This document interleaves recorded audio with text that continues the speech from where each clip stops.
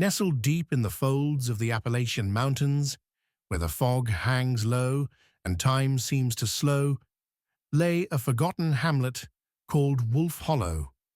Only a handful of families lived there, most of them bound by blood and old stories, stories that weren't told around outsiders and barely whispered even among kin.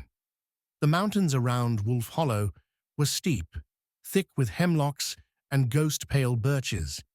The people said they could hear something moving at night, something big, something ancient. They called it the Watcher. Gracie Bell, a stubborn teenager with a chip on her shoulder and a mind for leaving, came back to the hollow after her grandmother passed. She didn't want to stay, but her inheritance was a crumbling cabin on the edge of the ridge, and she figured she'd fix it up and sell it.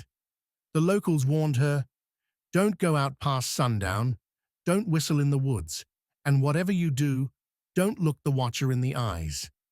She laughed it off. "Y'all still believe in ghost stories?" But then the nights came. First, it was the footsteps on the porch, slow, dragging, heavy like wet boots. Then came the handprints on her windows, always too high to be a person and shaped all wrong. Long fingers, 3 joints each. One night, she found a dead rabbit on her doorstep. Its eyes were missing, but there wasn't a scratch on the body, just emptied. Gracie tried to call for help, but her phone wouldn't hold a signal, and the old landline only crackled like it was breathing. Finally, one night, curiosity got the better of her.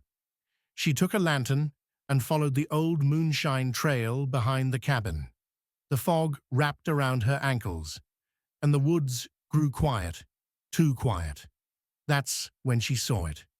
A tall, hunched figure stood just beyond the tree line. It had the body of a man, but the head of a deer, antlers tangled with moss and feathers, eyes like hollow coals. It didn't move, not at first. It just watched. Then, slowly, it raised one hand and pointed at her. Gracie ran. The next morning, the townsfolk found her sitting on the porch of the general store, barefoot, covered in dirt, holding a lantern that had long gone cold.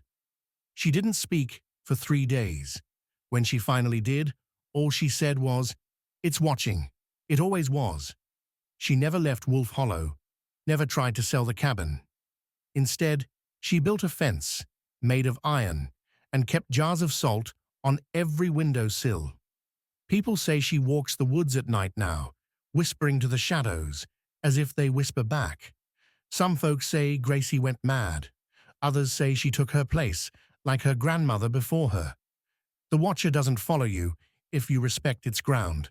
But if you come to Wolf Hollow thinking the mountains are just dirt and trees, you might find out they're alive and watching.